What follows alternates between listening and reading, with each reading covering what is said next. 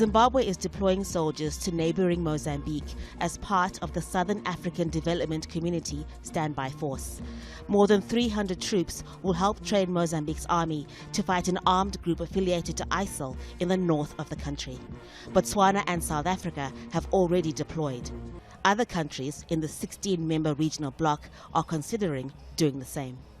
The only challenge primarily is the duration of the conflict and how the member states of SADC would be able to maintain their own forces within the host country. And this is exemplified by the DRC conflict, where it took longer for SADC to resolve the conflict within the DRC. But in this instance, the assumption is that it will not take that long, and that the Mozambican army will be capacitated to help with the situation. Regional states are not the only ones getting involved.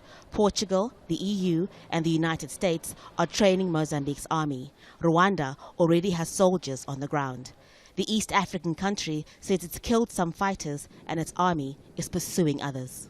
The mission is much bigger than just protecting one or two installations. I think you know the situation there is much bigger than just one installation. So we are handling the entire, we are participating with the Mozambican forces to restore order and sanity in Cabo Delgado.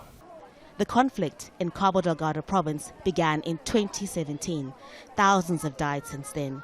More than 800,000 people have been displaced. Human rights workers worry sending in extra troops could lead to more rights abuses.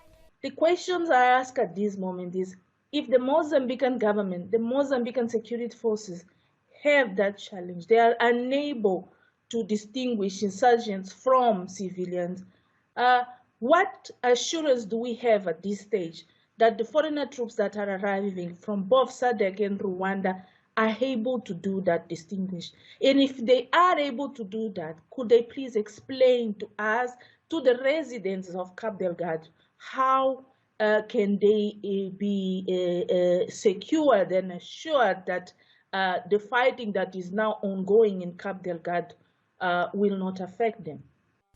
The conflict has disrupted natural gas projects worth billions of dollars.